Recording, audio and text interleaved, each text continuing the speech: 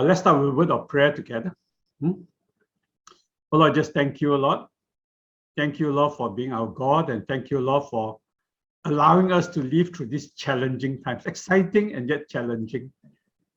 And you know our hearts, oh Lord, our hearts is to continue to be faithful in serving you and doing the ministry you have for us. Thank you, Lord, for many who have signed up and logging in for whole area of Sunday school, children's church, the way forward. So I just pray now, sharing of my hearts together. Thank you for Dr. Amar. Thank you, Lord, for his eagerness, Lord, and willingness to share his knowledge with us, though imperfect in many areas, and yet, Lord, we seek greater clarity and how to move forward. So I just commit this session in your hands. Thank you, Lord, for all who are present. Pray that the connection is clear and be able, Lord, to listen and hear clearly. So we just thank and just praise you in Jesus' name. Amen. Amen. So on behalf of CREST Malaysia, I welcome all of you for this session. It's a CREST Community Service talk. I think it's important, okay? Earlier on, I shared you the CREST profile, okay, what we are doing and all that, and how COVID will be very active in helping different ones at this time. And this is a continuing service for the Malaysian public as well as Malaysian church, okay, how to move forward from here, okay? I don't think Dr. Amar needs introduction. He's a consultant pediatrician with many years of service, officially no longer retired from government service, but still active in the whole pediatric field. And he has special passion for children, special passion also for nature, okay? He's a bird watcher, okay? So his distressing agent is seabirds, okay? So I mean, I've known Dr. Amar for quite a few years, okay? I also know the wife. The wife was my junior at MU, okay? And so over the years, we have kept in touch. So it's good for us to be able to pick his mind and have ask him to help to share and give some light to this very important topic, physical children church. Is it possible? Should we move on? And what are the things to look out for or prepare for? Okay, over to you, Amar. Thank you very much. And I hope everybody will call me Amar in the doctor. Huh? And I'm not going to call him Reverend, it can be called him Siu Ming. Huh? Good to see friends in the audience. Anna, nice to see you there. It's been a long time. And others that I recognize. Allow me to share some slides and we'll get to the poll in a moment. If you haven't answered the poll, please answer the poll. So Siu Ming asked me to share about this physical reopening of Sunday school, whether it's safe or not safe. And I like this cartoon, Who Killed Goliath? And you know, the answer, of course, is David, but it may come up as COVID now for many of our children who haven't been in Sunday school for some time. Now, there's a poll running right now. Siu Ming, can they see the poll, you think? No, I got to enable it. Okay, can I just maybe just show the questions for a moment? But before we see the poll, as Siu Ming said, I very much like nature because nature communicates to me the reality of God. This is from our home in Ipoh, looking towards the main range just about a day ago. And, you know, it speaks to me about how the God of eternity, the timeless one who came into time, God who's our creator, but prepared to come in and live with the created. And of course, the everlasting God who invites us to come and live with him forever. And I think creation often speaks to me about this great message from God, its invitation from God to be with him, the great diversity. So I would like you to answer this poll, and let me just quickly go through the questions and then Siu Ming will show it. Question 1, if you have a young child, or even if you haven't, if you had one today, would you send them to in-person Sunday school this month? That means April, huh? Right now. Would you send them to Sunday school or not? And choose one of the answers. The second question is, if you had a child aged 5 to 11, would you vaccinate them against COVID-19? And give us an answer from choose one of those. And finally, if you're involved in Sunday school ministry in some form, a teacher, admin, pastor, have you significantly improved ventilation in the class? And give us an answer for that. I'm going to stop sharing right now and ask Siu Ming to share the poll. Okay, the poll is running. Click the poll button and answer the 3 questions. So here's the first question. Would you send your child to Sunday school this month? And the majority of you, are likely to do so, definitely most likely. There's 16% of you are not likely to, 11% unsure, and 1%, that's 3 of you saying definitely not. So you can see that even the most likely are, there's some hesitancy there. Only 22% of you are really sure, let's go to Sunday school this month. Next question, please. Would you vaccinate your 5 to 11-year-old? And you can see 75% already done or planning to do so, 20% still unsure, and there's 8 of you, 4% who not likely to do so. So there's, again, some hesitancy about vaccination. About a quarter of you are not sure about vaccination. The third one, ventilation, perhaps the one that's most penetrating question about how much you've understood these last 2 years about COVID, and about 30, 38, almost 40% of you say already done. 32% say in the process. 2 years, okay, a bit worried that you're still trying to do it now. Maybe in the future, okay, we're very concerned about that 25%. And of course, there's 3% at the bottom says ventilation, what's that? That's very, very worrying good. And the 2% not planning to do this need this session especially. So this tells us where we are. COVID is a very steep learning curve, and we have to keep abreast with the information as we go along. Thank you very much, Yuming. I'm going to go back to the slides. Okay, so I've shared this notes with you, just a single sheet. I have a lot of other notes I've written over time, and if you need them, I can always give a link, or Yuming can email you a link with plenty of different notes about building a resilient family or fixing ventilation in detail and stuff like that. There's you can scan this. Sorry, let me get that spotlight on. You can scan this QR code to get this particular set of notes. Whenever you see a pink slide here, that's a summary slide. Assuming I talk quite a bit and maybe a bit fast at times. So I put in a summary slide periodically just to focus on the key points of what I'm going to say. But listen to me more than the slides. All right. So what am I going to do? While I want to cover number 4, can we open our Sunday school safely and how to do it? I think it's very important to set the stage for it. I think it's getting better. Is the end in sight? What's coming with COVID in the future? What's happening to children in Malaysia? Is Omicron mild? And what are the complications and outcomes that we can expect to see both in children and adults? And a little bit about vaccination. When Yuming sent me the questions, actually you covered a lot more than just number 4. You asked me about church, you asked me about adults, you asked me all sorts of stuff. So I plan to cover a little bit of that. Now it's very important to say that, just closing our eyes to COVID won't make it go away. I wish it did. I wish we could make a wish and COVID went away. Or if we just say, give a political statement, we're going to endemic and downplay what's coming, doesn't mean that the COVID virus is going to listen to us. I recently wrote an article in the press about how the COVID virus hasn't got the memo about endemic yet. And we need to bear in mind that we need to pay attention to what this virus is doing. So before I start, I want to say one of the key struggles we have, all of us, is the fake news that's being circulated. And religious people seem to be more prone to doing this than others.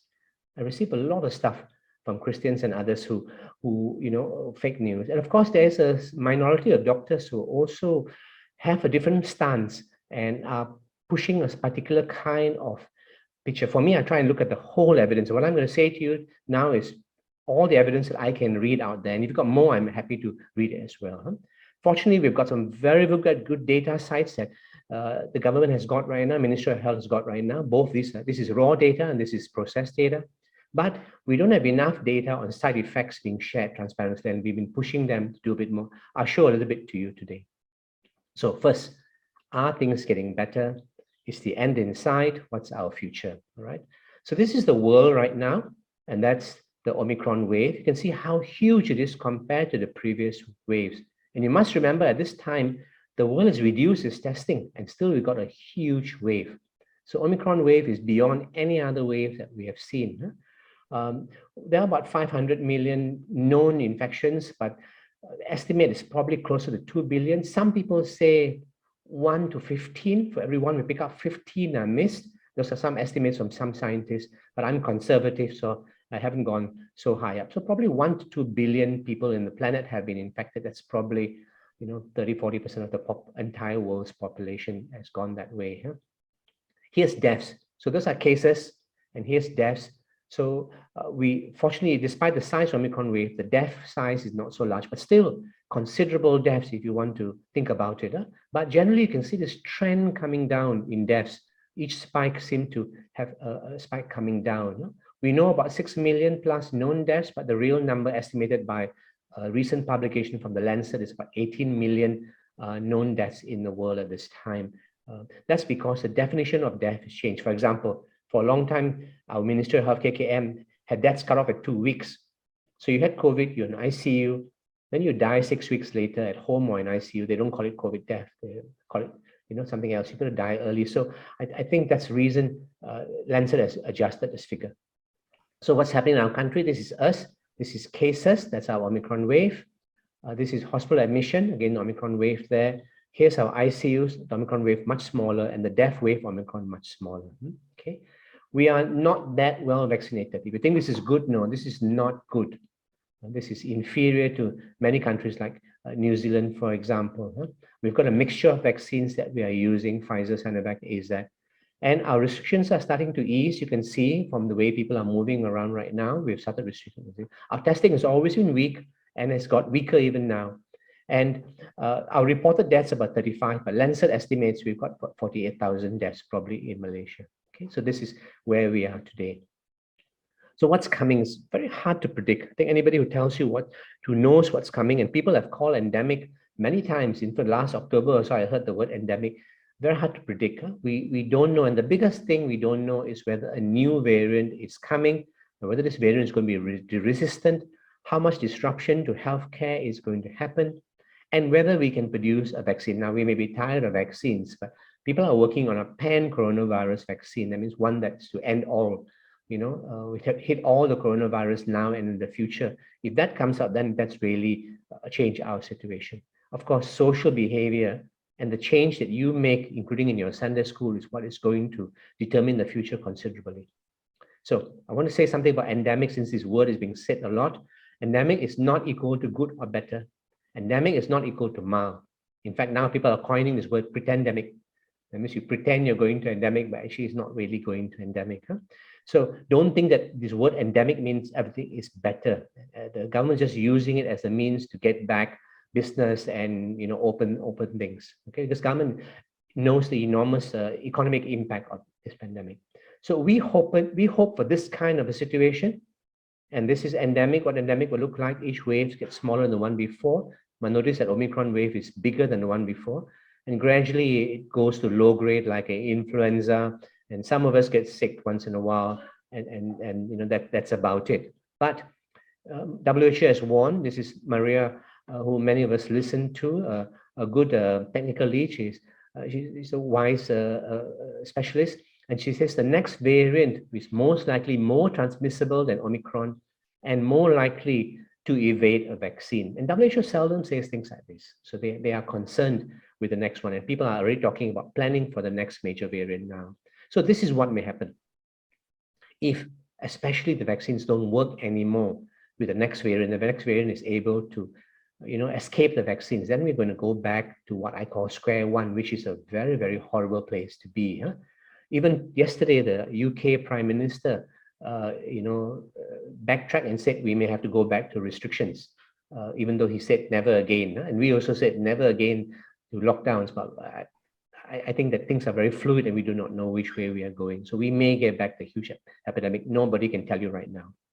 Here's country who attempted endemic. Here's Denmark removes restrictions in February, and you can see their deaths. These are deaths. Their deaths never spiked so much before. Okay, absolute numbers may not be many, but the fact that they lost all these people unnecessarily, and they are much better boosted and vaccinated than us. Please notice they use only Pfizer, the better of the vaccines right now. Here's South Korea. The red line is South Korea. The purple one is Denmark, and again deaths. And you can see South Korea is doing very well with a tight restriction, and then they released restriction because of the elections, and they wanted to give some comfort to the people. And at the peak, there are 600,000 people infected per day. Wow, can't even imagine that, isn't it? Again, better vaccinated than us. Pfizer, AstraZeneca, Moderna, and they have a lot of deaths as well happening. They have very robust testing, which is why we know these numbers are good numbers from South Korea. Here's UK. Sorry, I apologize. This is South Korea still. This is admissions So you can see it's not just deaths, not just numbers, but admissions as well. See, thousands weekly admissions. So the hospital will definitely be very strained. And many of you have seen Hong Kong. The reason I don't show Hong Kong data is that vaccination in China is poor among the elderly. Only about 60% elderly, 50-60% elderly have got vaccinated. So Hong Kong and China are not good examples to look at because their vaccination is poor. Here's UK, and this is looking at admissions, their previous waves. And again, now you can see they've got multiple waves. First Omicron wave, second Omicron wave. This is the BA2 Omicron variant. And about something like what we are doing in terms of vaccination. And they have removed restrictions. And this wave is happening. They don't really know where they're going. The NHS, National Health Service in UK, under a lot of strain right now. People wait 12 hours in an ambulance to get admitted. Some ambulance turned away from hospitals because they cannot take them.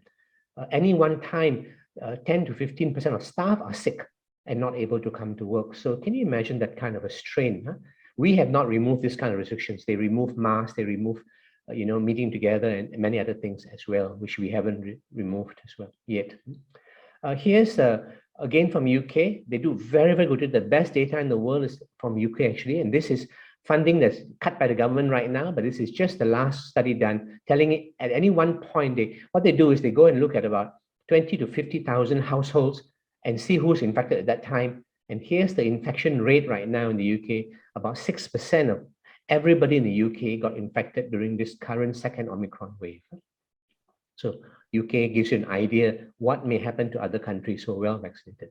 I like this picture, which is drawn from our world in data, showing that almost every 130, 140 days, we have a major variant that causes problems for us. And they estimate one in April, which is now. For us, I think we are due for our BA2 wave, which is already here with us. Okay, so we're going to see a spike. Now we're having a lull because of school holidays, and now that we're opening up and having Ramadan, everything, Ramadan Bazaar and everything, it's going to spike. Okay. Now, in case you don't know about vaccines, and I'm not going to talk that much about vaccines, a little bit about vaccines, but this is the good data from our country during the Omicron variant showing unvaccinated death rate versus fully vaccinated versus booster death rate by different age group. And you can see that, if you just get vaccinated, you drop your risk of dying by 3 to 4 times. And definitely if you booster dramatically. So vaccines work.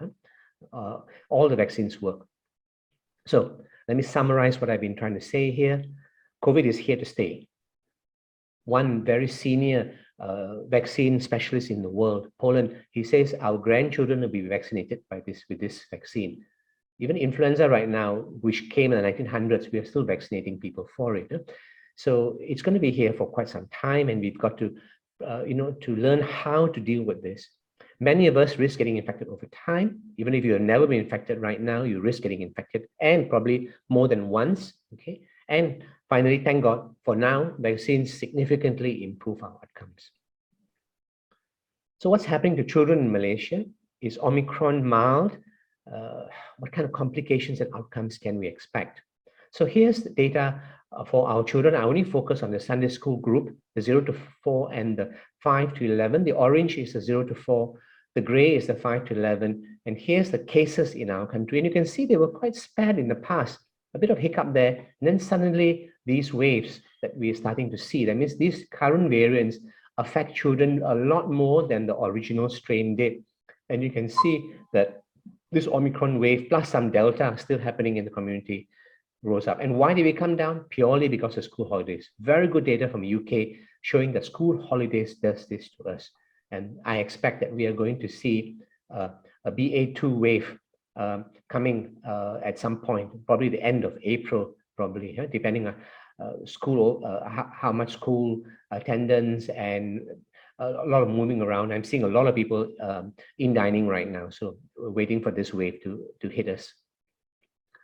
In case you don't know, you can go to this site called Covariance, which maps the variants of all the countries. And here's Malaysia data, and that's the current variant in our country, this light purple, which is the BA2. Before that was Omicron. So that's the current variant that's predominantly spreading in our country. Now, is Omicron milder in children? Okay, unlike the first one.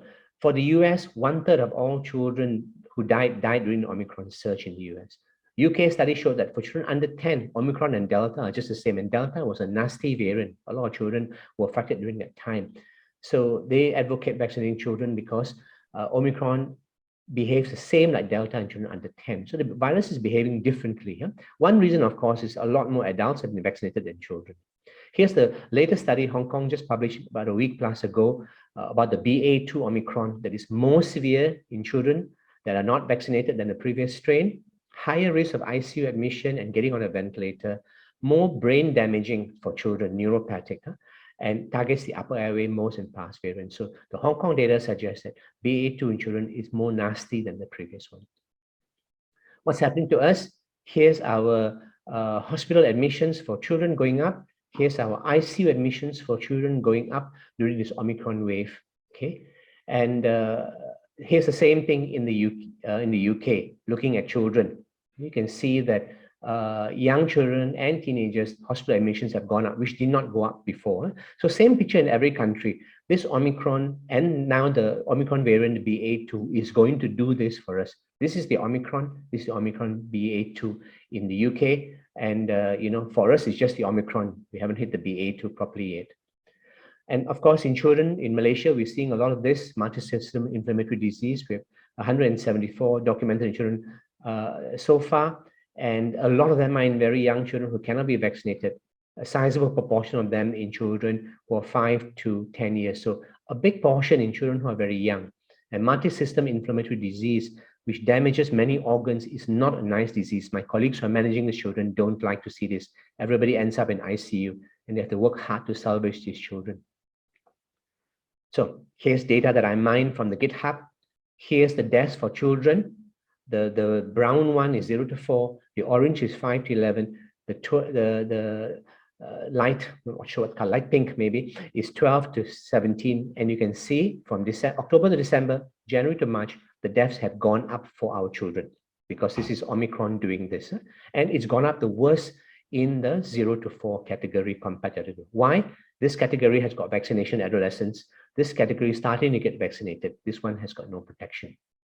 So here's the rate comparison. You can see quite significant rate that children who are young, 0 to 4, are probably 5 times more likely to die from COVID than the adolescents because they have no vaccination. Our adolescent vaccination is excellent right now. I also showed this data that someone else worked out, this Telegram particular group. I'm not sure the owner of this, and he took the GitHub data as well. And it's a very hard work looking at people who had no comorbidity, that means no chronic illness, no disability, no heart or kidney or other diseases, or people who had comorbidity. And he compared the deaths and the cases in both groups. So look at this middle column here and the last column here and compare them.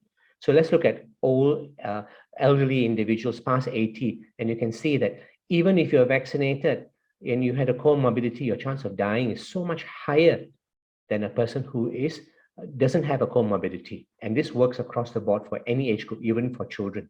So the highest risk children that we are going to see who are going to die are children who are not vaccinated and children who have a comorbidity, a chronic illness. That means you have a chronic lung problem, a chronic liver problem, a chronic kidney problem, or you're disabled. Those are the kids that are going to have a much higher mortality, very, very much higher mortality. Yeah? Okay.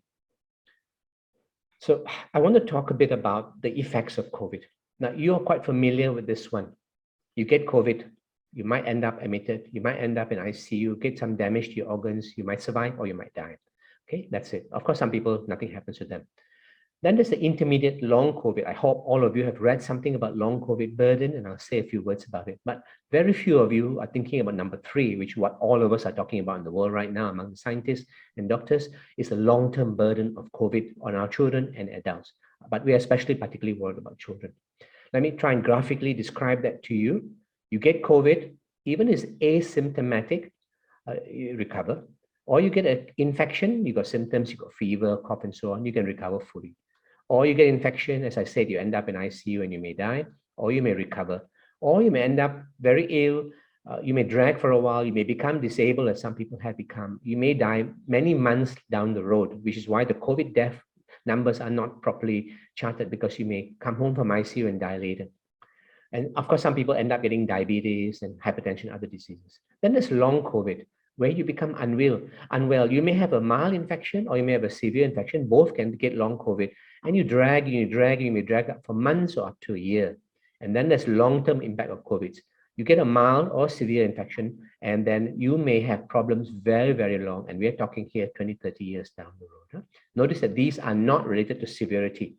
A mild infection or severe infection may give you long COVID. It may give you long-term impacts of COVID. Let me show you some data on this. Here's long COVID. This is the real name for it, post-acute sequelae of SARS. I think long COVID is fine. Adults, at least 30% who get infected with COVID get long COVID. The data actually shows higher. I'm a conservative person with data, so I show you the minimum. For children, the best data comes from the UK, and 1% of primary school students and 2.7% of secondary school students, all primary students, 2.7% of all secondary students in the UK had long COVID. That tells you how big the problem is. Huh? There's no reason to believe we are not different in these numbers. If you vaccinate yourself, you reduce your long COVID risk by 50%. Still got long COVID risk for adults, between maybe 9 to 10%, something in that range, but it's still a big drop from that one. Okay.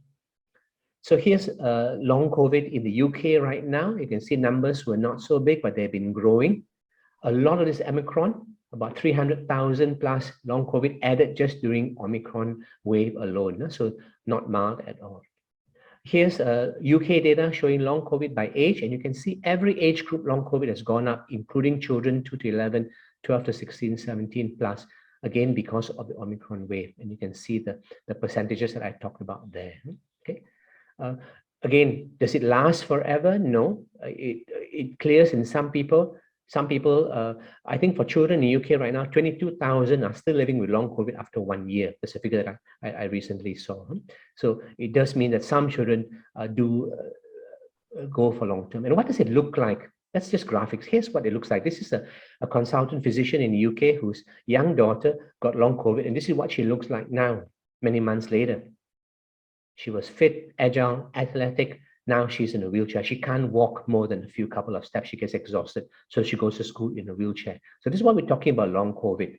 And I listened to enough survivor stories of long COVID overseas and locally to know how devastating this to be.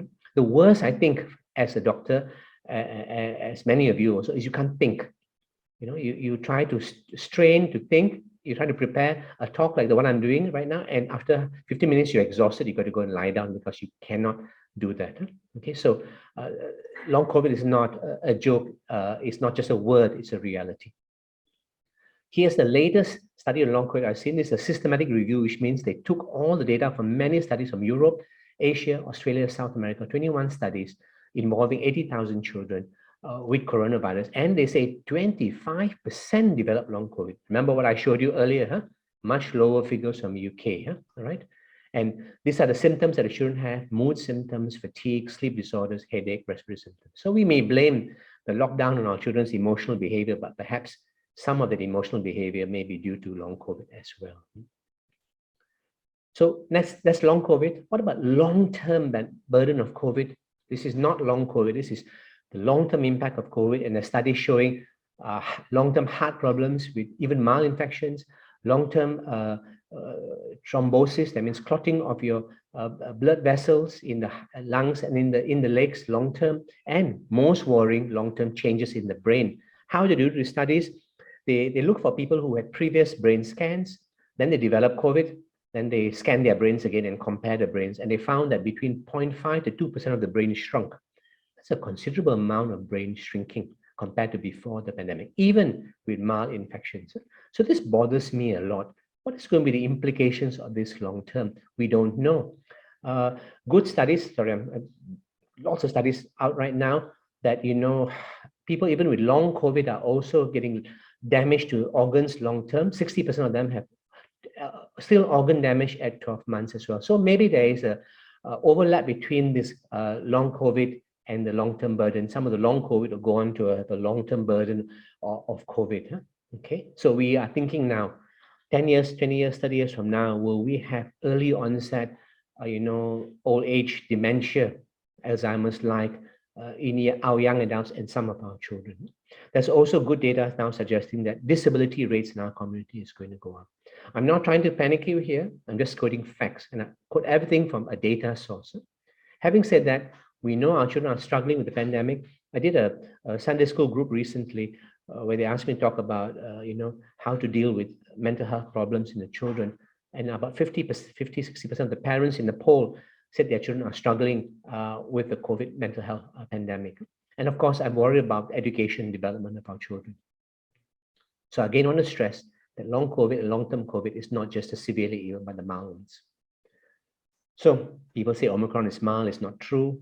Omicron is milder maybe, but BA2 is a lot worse than the basic Omicron, okay? COVID-19 is not as bad in children as adults. This is not a true statement. Please, take it with a pinch of salt. It's not to say that COVID-19 is good in children. It causes harm. Less than adults, but doesn't mean you want COVID-19 for your children. Long COVID is a reality in children. The numbers of people are still uncertain, but easily 1 to 2% of all children infected. And we are not sure how many children will get long-term COVID damage if they are infected. And more data are required on this, but we cannot wait for this data because this data is going to take too long to come. So what about children and vaccination issues to try and help some of you who are still struggling with this? This is our current adolescent vaccine performance from COVID Now data source. And you can see we have very, very good vaccination rates for our adolescents, 92%, excellent. I'm very proud of what's happened here. But when we come to children 5 to 11, you can see that our vaccination is very poor. And I'm very worried for the priority groups. As I've talked about, your chance of getting death and damage if you've got a chronic illness, you're disabled, is worse. So I hope all the parents of children with a disability, with a chronic illness have gone for vaccination, but we know that's not true. So that's the group that I'm extremely worried about. But generally, for the rest of the children, I'm worried about your long-term impact of COVID on your children. Not good at all. Many people will ask this question, so I thought I'll just answer it. Pfizer versus Sinovac, the constant debate that's going on, that's very hard to find data on Sinovac. Sinovac data is not there to see. I wish China and Indonesia would publish. The only data we have for children comes from Chile, okay? And that data is for 3 to 5, because both China and Chile, I think Indonesia as well, is using Sinovac for very young children. So Pfizer, there's a huge amount of data. So Pfizer, we know a lot about, and we hear a lot about their side effects and so on, because everybody is doing studies. Hardly anybody is publishing data here. So I want you to look at these two facts. So in a sense, this is a pastor that you hear a lot about. Everybody talks about him. This is a pastor you know nothing much about. Okay? But you want to go and listen to this pastor, but you don't want to listen to this pastor who you know a lot about. This pastor, you know everything about him, good, bad, and ugly. This guy you don't really know much about. I'm not against this Sinovac vaccine, okay? I'm not against any particular vaccine, but I want data. Then I can tell you whether how good or not good this vaccine is.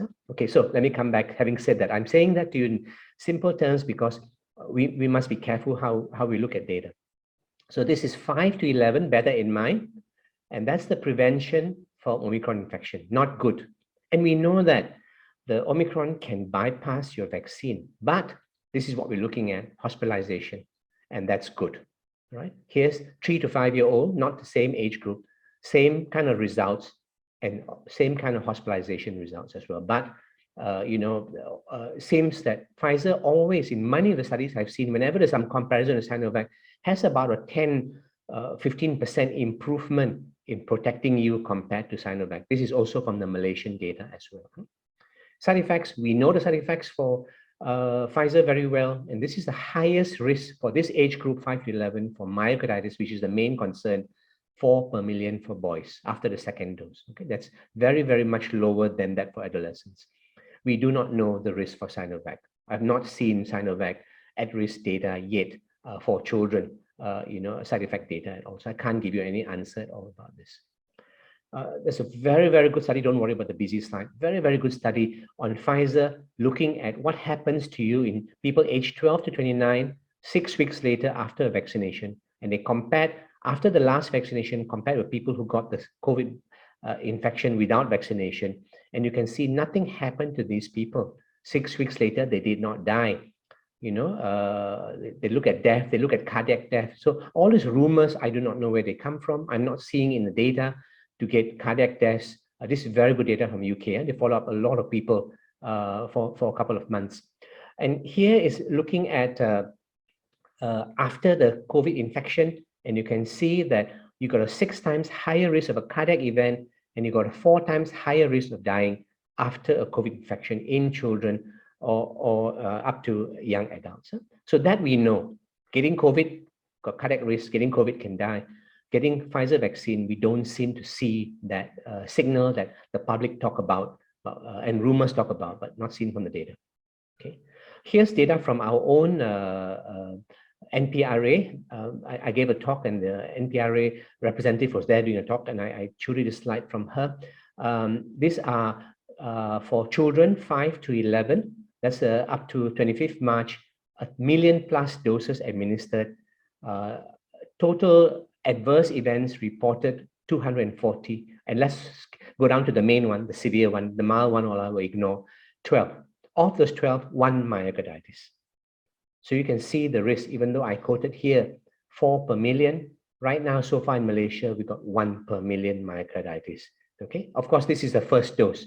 We expect slightly higher with the second dose. Okay? So that's the total number of severe side effects that we have so far from vaccinating 1.2 million. Don't forget, if 1.2 million people get COVID, the damage will be quite enormous, as I showed you earlier from the UK data. Here's looking at adults, and you may be interested in this in case somebody is still hesitant about adults. This is Pfizer, Comirnaty. This is Sinovac, Conovac, and these are the number of doses administered, 41 million, 21 million. This is anaphylaxis. This is the main risk I'm actually more worried about. Can you get a severe allergic reaction? And that's the rate right now from our Malaysian data, about 1 in a million, about the same. Sinovac and Pfizer, hardly any difference there in the rate of anaphylaxis. So this is the best data actually in the world right now on side effects from Sinovac. But this is for adults, not for children, because we haven't given to children yet. So we're just starting to. So here's the children's data for myocarditis that I mentioned to you, 1 per million. And here's something that you don't know about. This is paralysis of the facial nerve. It's called Bell's paralysis. That means, after the vaccine, you report that your face is not moving very well on one side. This can happen naturally in people, but because it's linked to the vaccine, people will report it. And again, you can see the rates are the same in Pfizer as in Sinovac. Okay, a number in children there, 4 in the children data set. Right, most of this recovered, but I think so. As I told you, whatever data I got, I showed to you. And this is the only really high-end data that we have on Sinovac compared to Pfizer, but largely in adults. Okay. All right. So again, I've shown this before, but I want to show it. I updated it a little bit. Okay, you're worried about this death due to vaccine. The dot is almost hard to see. Can it happen? This is Amar here. Amar is always honest with you. I think it's possible. I think it's possible that 1 in 2 or 3 million people might die after a vaccine. Yeah, it's possible. Why? Because they have a very severe allergic reaction and we can't manage them. Haven't heard of one proven yet now in this country, but I think it's a theoretical risk. Here, severe side effect to the vaccine, you get an anaphylaxis, which requires admission, get treated. That means you have a severe allergic reaction, or you get myocarditis. Yes, this is true, but all of these are recovering so far that we are aware of. Okay. Here's deaths due to COVID itself. Please don't minimize this.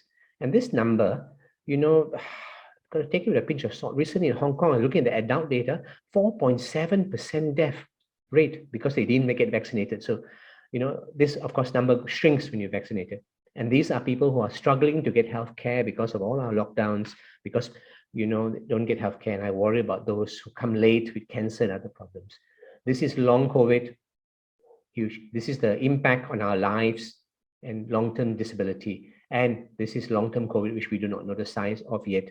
We should probably be studied smaller than this long COVID bubble. Okay, so think of this big picture when you want to vaccinate children. Okay, don't let them get long COVID. Don't let them get long-term impacts of COVID. And we don't want their lives to continue to be disrupted. Now, in case you're vaccinating your children, you need to pick up this document from Ministry of Health. It's quite easy to find. You just go to KKM COVID guidelines. Sure, you can find it there. There's something called Annex 48D at the very bottom of that website, and it gives you the guidance for these children. And I suggest you look at the last page, which talks about how to monitor your children after the vaccination. All right. Again, I usually advise people, take it easy the day before vaccination for your child, and the 1 week after the vaccination, no exertion. no running around, no trampoline, just sit down, pamper them a little bit, give them ice kacang, which Xiuming is eating right now, that kind of stuff. Just make their life, happy at this time, because that reduces any severe myocarditis that's going to happen to you. If you have the symptoms, then go and see a doctor, and preferably go and see a pediatrician. Show them the sheet of paper, get them to do the proper test for you. You don't want anybody to dismiss these symptoms in your child, right?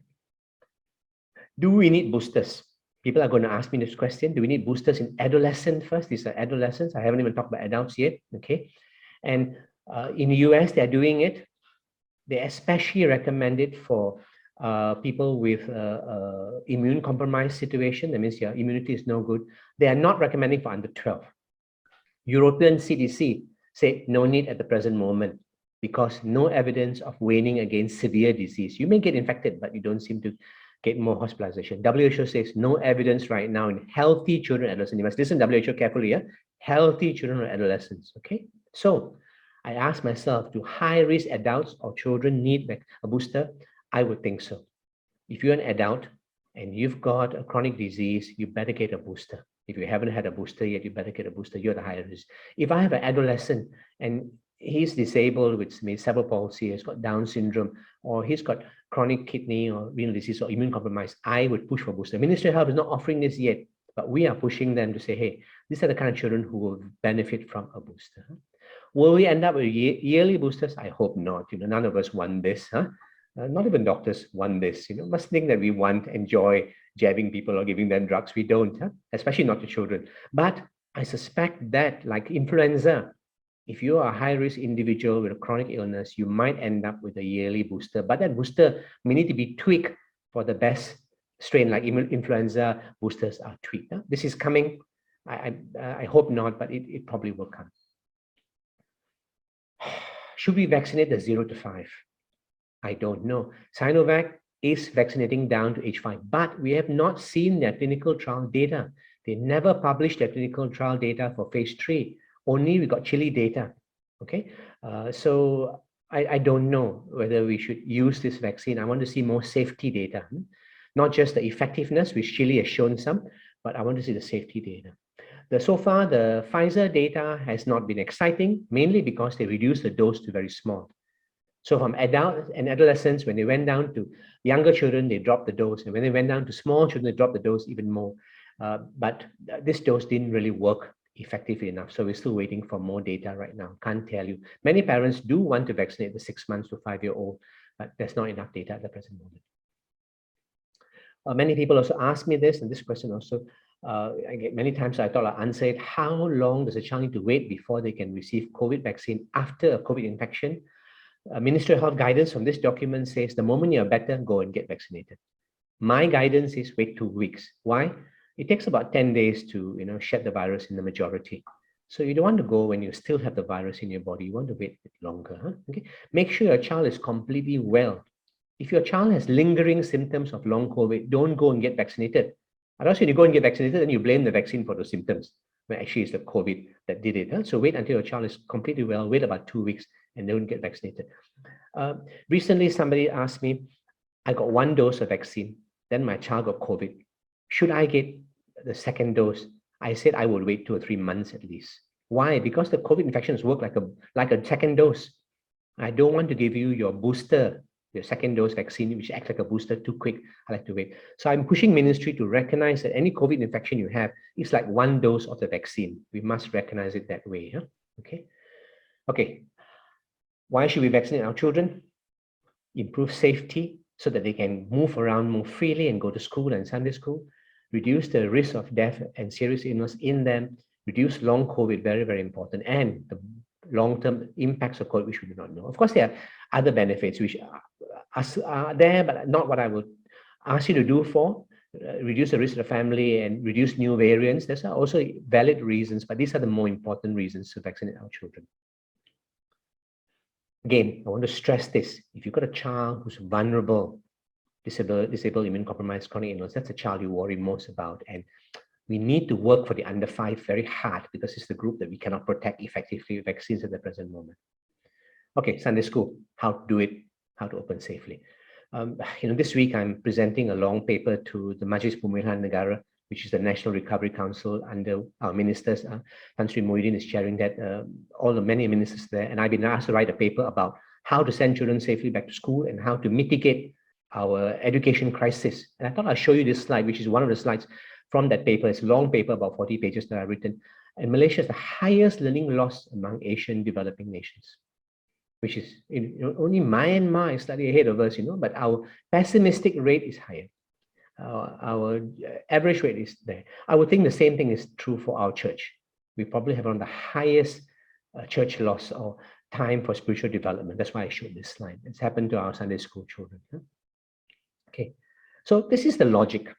All right, if you're sending your children to regular school and kindergarten, why can't we send them to Sunday school? Makes sense, isn't it? Okay, all right. And somebody asked this question. Many worshippers are already going out, exposed to grocery store, eating shop, wet market, workplace, traveling. Should they be encouraged for returning in person, opening up gradually? And that's a valid kind of concern, valid kind of thinking, isn't it? If you're already going to school 5 days a week, what is the logic of not going to Sunday school on a Sunday? Okay, so let's try and answer some of these. Somebody asked a question, what exactly does the government say about Sunday school and other religious things? There is a new guidelines open, a lot of guidelines posted. I got a whole bunch of them in one of the Telegram groups I was in, published on 1st April, but nothing very much inside the specifics. This is the only stuff that I could see specific. This is the religious one, by the way. Only specific stuff. They say, you please think about, ventilation, location, proximity, prolonged duration, and mass off and on, and to judge your risk and mitigate your risk. That's all they say. They're given no specific guidelines at all. I think there was one line in it about the mosque, what to do. One line only. The rest of it was not there. So right now, there are no clear guidance from the government SOPs about Sunday school or other religious organizations. So what I did was I searched what other people are doing. This is US. This is Church of England, which published written guidance. Singapore, which Ministry of Health publishes some guidance. This is Australia, from the Catholic Diocese of Melbourne, and South Korea. And I had to dig quite hard to get this information because they don't really say outright some of them. So in-person Sunday school, everybody is doing. South Korea variable, depending on situation, because South Korea had a massive outbreak. Even schools were shut down. So Sunday schools also were shut down. So this depended on the situation at that time. But the rest all open. Even though Omicron is running riot, they're still open, okay? Mass use. In the US, surprisingly, the churches say, yes, must use mask, okay? In Church of England, they say personal choice. Up to you whether you want to use your mask or not. Singapore, of course, look at the Singapore line. That's probably a good place to look. They say must have mask. Melbourne, again, Australia. Teachers, yes, because you're speaking a lot, but students, not necessarily to mask. And South Korea, yes, definitely must use mask. Okay, group distance size. US say, yeah, you need to judge your size and juggle it and reduce the size. Church of England says only when ventilation is poor, then you reduce the size. Singapore, yes, say you must reduce your size. And they gave some guidance about that. Catholic Diocese of Melbourne, no, it's your personal choice. You don't want to come, it's okay. If you as a church want to, reduce size, it's okay. South Korea can't find any data on that, but I'm sure they will have size limitation. Ventilation, nothing mentioned in the New York churches, in the Pittsburgh churches. Church of England talks about ventilation, but doesn't specify what it really means. Singapore, nothing mentioned about ventilation, surprisingly. I think there is government guidance on ventilation given out much earlier, so maybe it's an assumed thing. Melbourne talks about ventilation. South Korea talks about ventilation. Testing, US, nothing said about testing. Church of England, no. Singapore, not seen anything clear about testing right now anymore. I think testing has been largely, suspended for this sort of situation. Melbourne, no. Korea, yes. They test twice a week for school-going children, and definitely Sunday school will be tested. Disinfection, all of them there. Surprisingly, this is there when ventilation is not clearly spelled out. Okay. Melbourne says no. It's available. You use if you want. South Korea, I'm sure is using, but I couldn't find out. And then some other things that some said. One Presbyterian church said some advice not to come. Who are these people advised not to come? The ones who are frontliners. I think that's victimization, isn't it? If you work in a supermarket checkout counter, If you are a person who sees a lot of people at the counter service, if you are a GP working with lots of people, then they advise you, for the benefit of others, don't come. Okay, I don't know how they came to that kind of guidance. Church of England, almost all restrictions have been removed there, in line with the government removal restrictions. Singapore, you need to be fully vaccinated to come. Otherwise, don't come. All right. And but Melbourne, no vaccination requirement. South Korea, I'm not aware of the vaccination or other extra requirements. So this gives you an idea that the world is in flux and different people are doing different things. All right. So that's what shall we do? And here's some guidance from me. I think the key is to reduce transmission in the community. We're not doing a good job on this, and we've gone back to increased transmission. So you have difficulty with this. All right. So you play your part, but I can't say very much about this to all of us. Number two, that is the focus that we must have, preventing children from getting infected.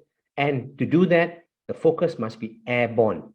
This is where we put all our energy right now. We prevent airborne spread.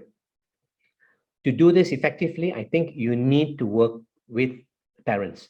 I think any Sunday school that's not having dialogue with parents about what they are planning to do in opening up and how they plan to open up, not wise. I think we must be transparent, and trust is very, very crucial at this time, so that the decisions are made corporately and made as a group, not just by the church alone. Okay. So I've got some notes for you talking about all this, but let me go line by line what I think we should do. This is the must do, and I've ranked them somewhat. Okay, they're not totally ranked, but somewhat. Okay, mask is the single most important thing, I would say. And I think under 2 is hard and not recommended to use mask. But I would think that many 3-4-year-olds that I've met can use masks. Actually, if you teach them how to use a mask, they can use a mask. Some people with disability may have difficulty, may have aversion. If you're autism, you may have difficulty using a mask. Or some people with physical disabilities may not breathe so well. So you've got to be aware of that. Now, I would only recommend KF or KF94 or FFP2 masks. I don't use cloth or surgical masks anymore, full stop. I hope you have moved to that. That's all the data that's available. And we, of course, must make it available for those who cannot afford. Not everybody can afford these masks. So there's a lot of data on masks. I read all the data that I can find on masks. If you use a good cloth mask, a 3-ply cloth mask, or use a surgical mask, you're 60 to 70% effective only, full stop. Don't continue using these masks anymore. If you want to use a surgical mask or good cloth mask, you use when you tapao fruit. You didn't enter the shop. You're on the outside, okay?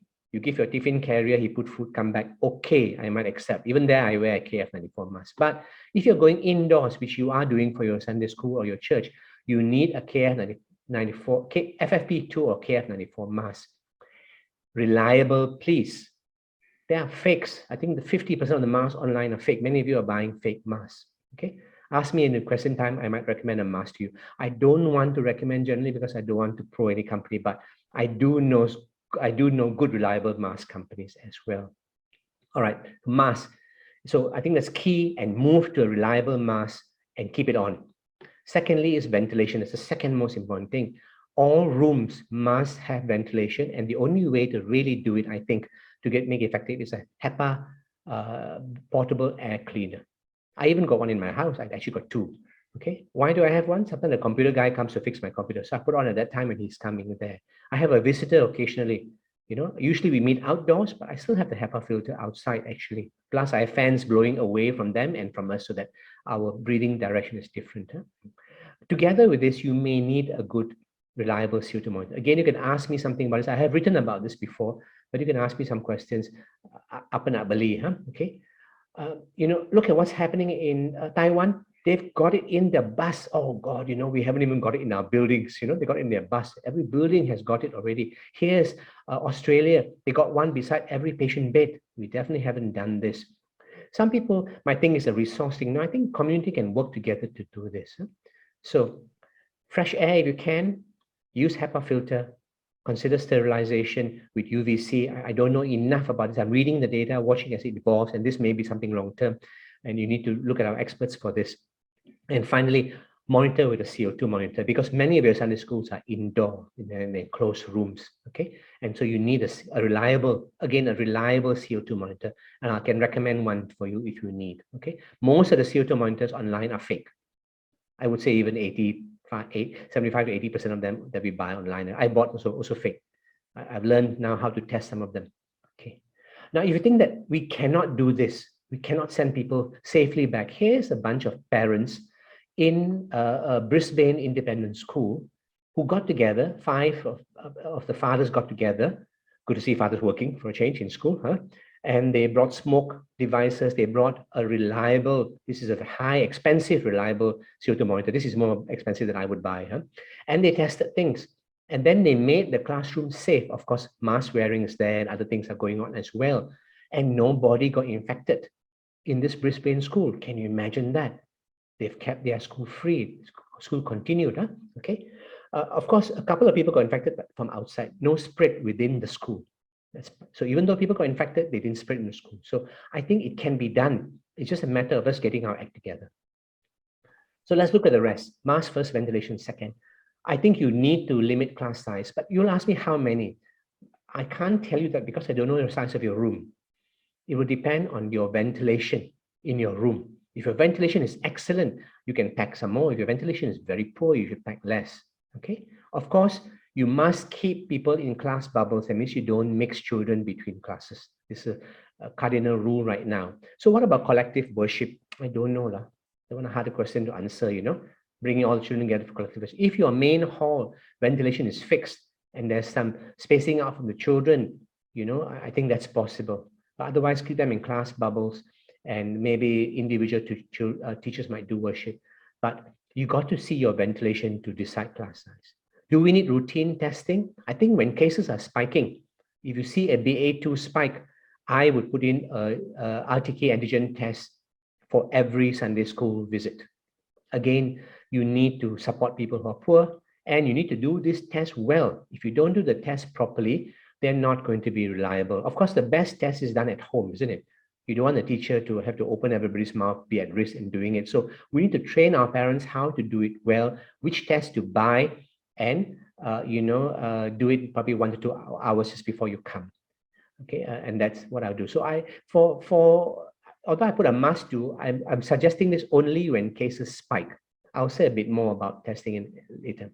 Disinfection, again, contact services are still critical to do because we touch them. Okay, but please don't go and spray all over the place with meaningless devices, which I see people doing. You don't have to do this very deep cleaning and all kind of stuff. I think avoid using unreliable devices. Too many people are trapped into this kind of stuff.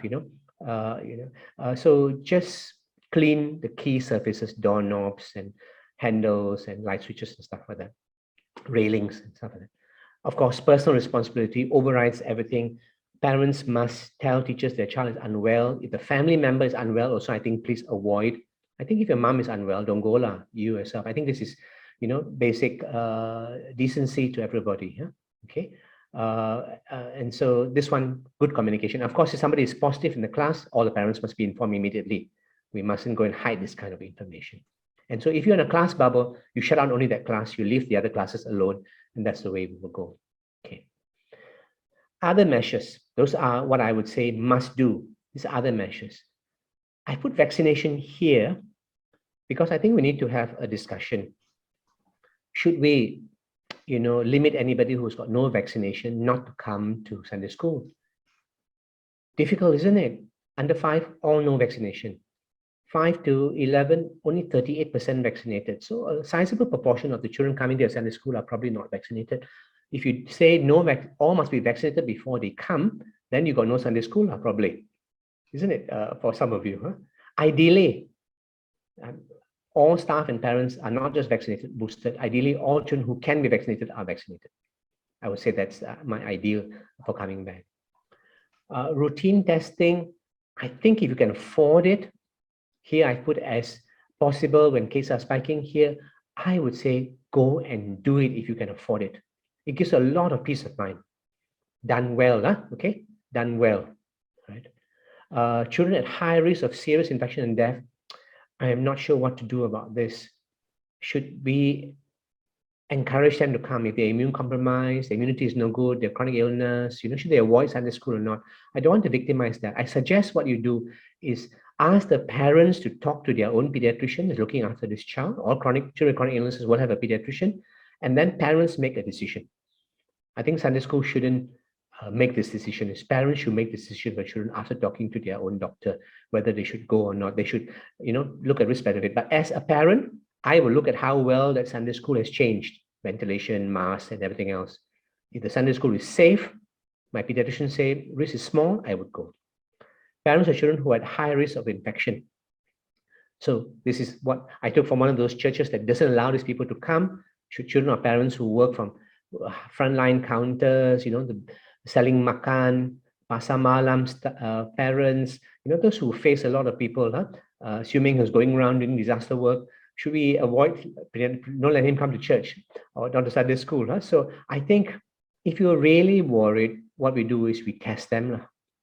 But again, I don't like this criteria at all, okay? I just put it there because it's being considered by some churches. I don't like it. I don't think we should victimize people in this way. I know that a lot of doctors felt very slighted when kindergartens dropped their children during the pandemic because their doctors are working in hospital. Other high-risk activities, I would not eat or drink when I'm in Sunday school, full stop, because you unmask. So it means you got to juggle your time, your Sunday school time. It mustn't be too long. And children will come along with their bottles and their containers for drinking. Can I suggest you have a good chat with parents? Maybe you need a Zoom discussion with parents about this and say, okay, can bring, but if they need to drink, they go out of the room, go to a quiet place, drink, and can come back. That is a safer thing. Don't unmask in the room and drink there. Again, fix your toilet ventilation and disinfection of the toilet, another risk place that children might have infections. Okay, so let me tackle some questions that were asked of me that I did not put on the in the discussion. Should we ban unvaccinated children and parents, especially if they refuse vaccination? I can't answer this. I think each individual church will have to decide. Many people ask me even in talks. By the way, this is a 6th talk I'm giving in 10 days, so kind of like drained a bit. But I don't mind if it's helping. And people ask me outright in the talk, how should we deal with these parents? This is for other groups. I say that I don't think vaccination should be made mandatory. I've never believed that for COVID. But I don't think we should ban them. I think, but church leaders, Sunday school teachers, and superintendents need to get together and reach a policy decision about this. And I think, you need to decide based on your situation, right? Will the unvaccinated children harm others? If you're unvaccinated, you're more likely to get infected. You're more likely to spread the organism than others. Vaccinated people can also spread, infected and spread, but a lot less. Okay, so obviously they're a slightly higher risk of spreading to others, but the harm is not as big as people like to think. Should we allow children in the main service? If they're 0 to 5, I wouldn't. I would put a segregated area for them with their parents if I could, but even then also mixing with other parents. So basically you're another group, isn't it? I think you must think about the 0 to 5. If the 5 to 11 children are vaccinated, coming with a mask, I'm very comfortable having them in the main service if you fix your ventilation and things. 5 to 11 without vaccination, you have to think hard about them. The main ones, again, I'm worried about are children with chronic illnesses in both these groups, 0 to 5 and 5 to 11, right? So I think you need to think that one through. What about children sharing class material and craft material? Again, you've got to wipe this down after use. As long as they're not bringing their hands to their face, they clean or wash their hands after they use, that's fine. I think there's no problem sharing stuff. Do we still need to do social distancing? I think you need to do class distancing, some spacing in the class, dealing with your ventilation. Okay, so I do that under ventilation rather than distancing now. I think even as we go back to in-dining, it's the ventilation of that venue that's important. I think as Malaysians, we should move back to outdoor dining. Push all our restaurants to have outdoor dining, which is a lot safer than indoor dining. Do teachers need to wear a face shield? Plus and minus right now. The eyes are important. Perhaps you could wear glasses if you're concerned. The 3M has got a nice pair you could wear over your glasses. But a face shield does, limit your ability to communicate effectively. I have stopped using my face shield recently. I'm boosted. I use a very high quality mask. My risks going small. But if I'm entering a building for long term, I will consider wearing a shield, okay? Eye shield probably rather than a face shield. Is it safe to have physical Sunday school teaching meetings? No, please do our meetings online. Nowadays, we are so comfortable with online meetings, isn't it? Let's continue with that. That's a safer way to have the meetings. At least you can see people's faces and chit chat a bit more. Okay, that way. Is Sunday school effective online? Also, people ask me this. Difficult for me to answer this. I think you're a little better at answering things. The recent session I did with young children talking about Sunday school kids talking about their mental well-being and all that was extremely difficult for me to engage them effectively online. And I'm sure you're struggling with the same thing. The younger they are, the harder to maintain their attention online.